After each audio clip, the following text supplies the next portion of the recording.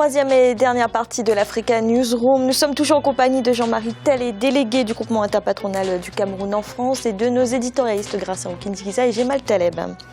En Guinée, le président Alpha Condé vient de prendre un décret. Celui-ci porte interdiction de toute importation de véhicules de plus de 8 ans d'âge et des véhicules ayant une direction à droite. Cette mesure vise également à protéger l'environnement contre l'émanation de gaz à effet de serre. Ibrahima Djoumaba. Elle était attendue depuis le 1er janvier 2016. La loi des finances initiale a enfin été votée par le Parlement avec plus de 2 semaines de retard selon le calendrier constitutionnel. Le total des dépenses pour l'exercice 2016 se chiffre à 14,5 000 milliards de francs guinéens. L'un des points clés de cette loi des finances est la hausse notée de la dette publique à hauteur de 59,89% par rapport à 2015.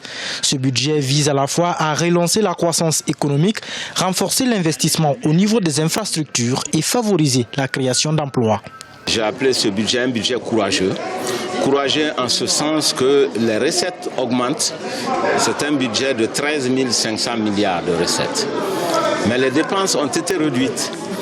Et nous sommes à 14 500 milliards de dépenses.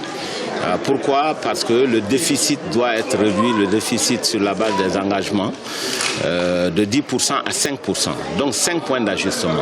Les dépenses en rapport avec le traitement salariaux passent de 2 890 milliards en 2015 à 3 273 milliards en 2016. La part des secteurs prioritaires s'élève à 1 747,68 milliards, soit 53,33% contre 1 562,47 milliards en 2015. L'ensemble des mesures nouvelles qui viennent gonfler ce budget s'évalue à 390 milliards de francs guinéens.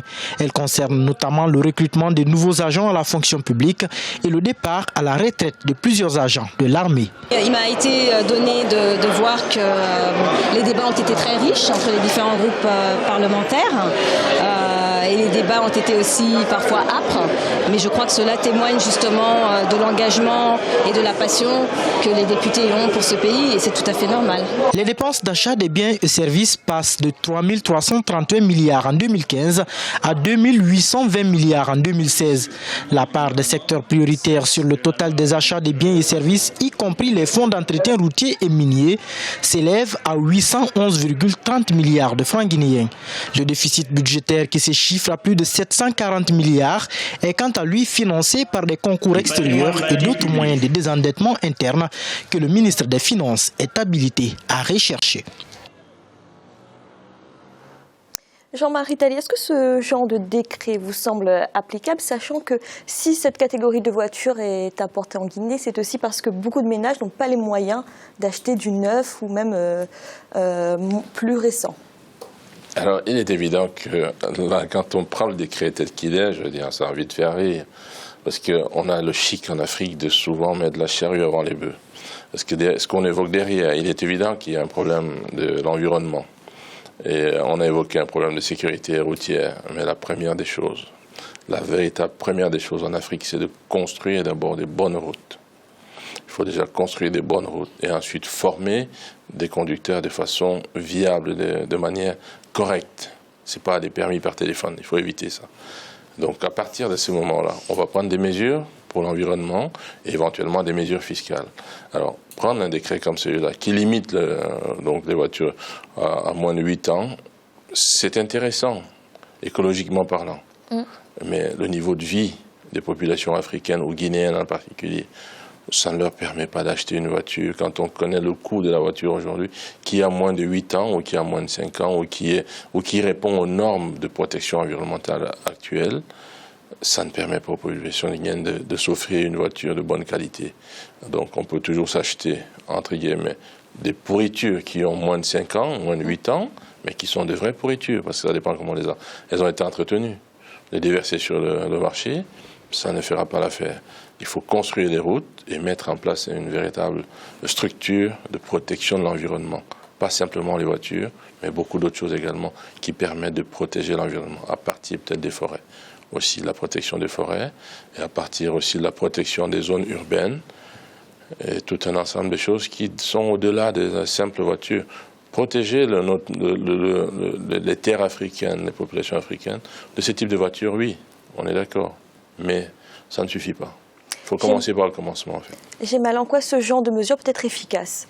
Alors moi je pense, contrairement à Jean-Marie, que c'est une bonne mesure. Et je pense que nous sommes dans différents pays de véritables dépôts de toutes les vieilleries européennes, et parfois nord-américaines d'ailleurs.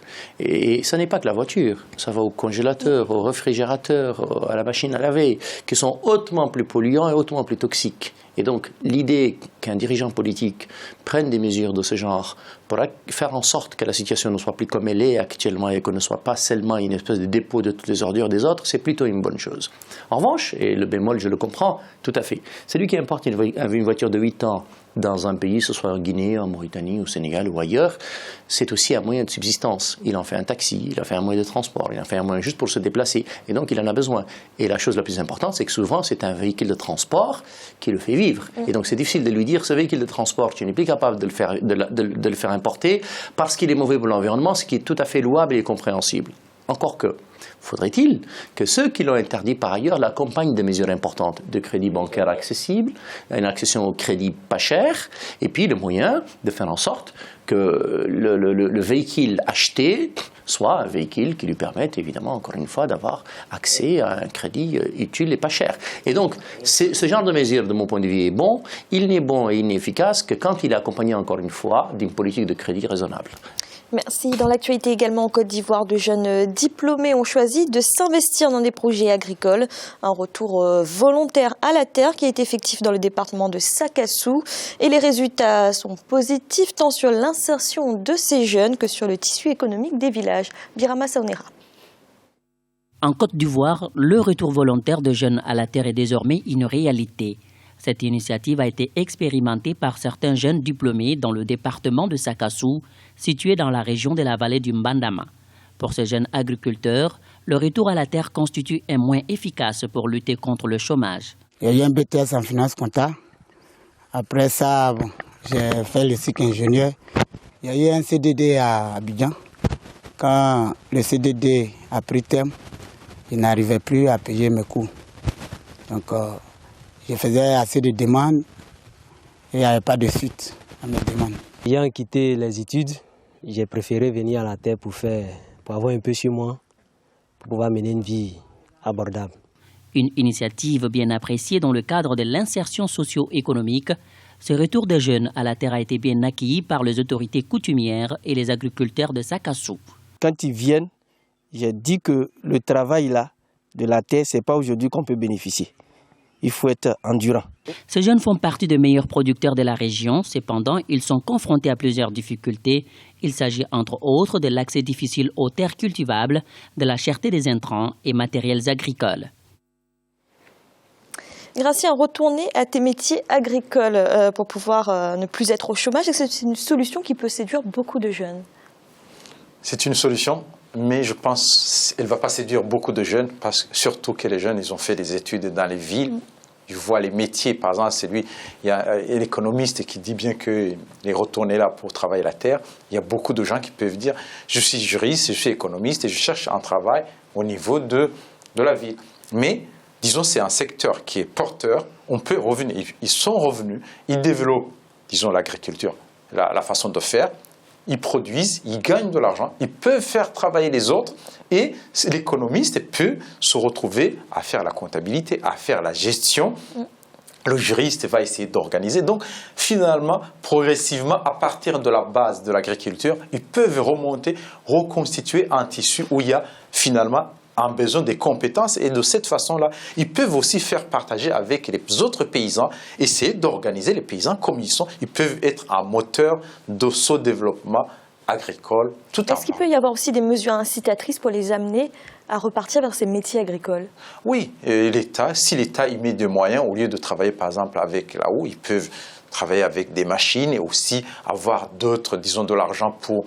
Non pas les engrais chimiques, je ne suis pas partisan des engrais chimiques, mais des mesures, disons, par exemple, des plantes et des arbres qui sont fertilisants, autre chose, pour qu'ils produisent plus. C'est avec ces mesures-là que l'État peut, disons, donner un exemple aux autres paysans pour qu'ils ça s'étend à d'autres gens qui produisent plus avec, disons, des terres qui ne sont pas, des fois les terres manquent, mais qui produisent plus sur des terres qui ne sont pas très, très étendues.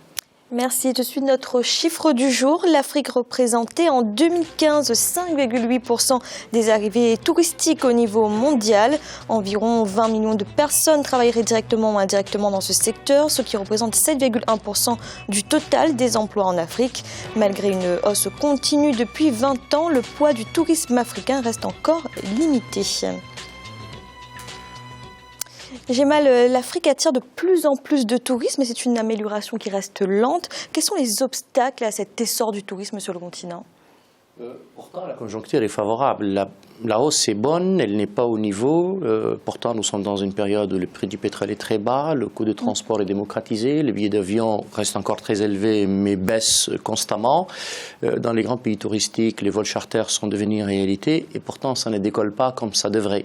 Je crois qu'il y a beaucoup de facteurs. D'abord, les infrastructures touristiques ne sont pas encore très développées. Le continent africain n'attire pas encore tout le continent africain. Il y a 54 pays, il y a des pays qui attirent admirablement bien. Quand vous prenez un pays comme la Tanzanie, ça attire absolument et clairement. Mais il y a encore du travail parce que les infrastructures, de façon générale, parce que nous sommes que dans des globalités, sont encore très faibles.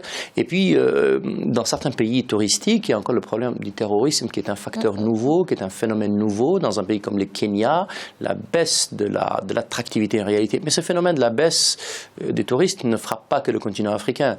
Il frappe aussi désormais les pays européens et en France, c'est devenu une réalité. C'est-à-dire que les hôtels étaient vides pour la période de Noël à cause du terrorisme. Évidemment, quand le climat général ou l'ambiance générale n'est pas au beau fixe, les touristes n'ont pas envie de venir. Et pourtant, c'est le continent africain, en tout cas dans beaucoup de pays continents africains, mais même je pense qu'un peu partout, parce que les infrastructures sont différentes et l'attrait touristique est différent.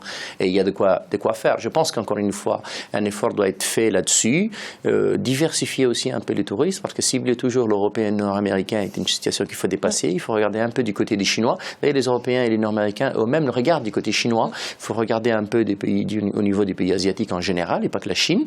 Et il y a là, de mon point de vue, c'est le continent africain un gisement qui va aller au-delà de ces chiffres. Pardon, il est en hausse, mais enfin, il est encore ridiculement bas. Jean-Marie Talley, rapidement, est-ce que vous partagez l'analyse de Gémal sur les raisons, sur les obstacles de cet essor du tourisme africain ? Oui, complètement. En plus des problèmes d'infrastructure, des problèmes sécuritaires, il y a aussi des problèmes d'incitation. L'incitation aux entrepreneurs dans le secteur du tourisme, ce n'est pas suffisant, ce n'est pas assez.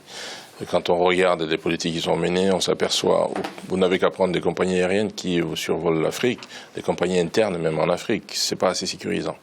Donc pour la plupart, quand vous voyez tout ça, ça ne crée pas, ce n'est pas des facteurs qui créent le développement du secteur. Pourtant le secteur est en forte demande, est en forte hausse et on pourrait faire mieux. Et pour dire en complément rapide à ce que disait Gracien tout à l'heure au niveau de l'agriculture est à la base de tous les secteurs d'activité. Il faudrait qu'on le reconnaisse, de tous les métiers en fait. Donc c'est pour ça que les jeunes aujourd'hui, si on peut les y intéresser, ce serait une très bonne chose. Ils sont demandeurs, ils n'attendent que ça, et on peut en faire un double métier. Autant le métier agricole et autant le métier de bureau, si on l'appelait comme ça. On pourrait l'appeler comme ça. Merci, c'est à présent la fin de cette émission. Demain, retrouvez le second volet de cette semaine consacré à l'agro-industrie. Jean-Marie Talley, merci d'avoir accepté notre invitation. Merci. Gracien, merci d'avoir été là. Merci Fanny, bonne soirée à tous. Et Gémal, merci également. Merci Fanny et bonsoir à tout le monde. Et merci à vous de nous avoir suivis. À bientôt dans l'Africa News France.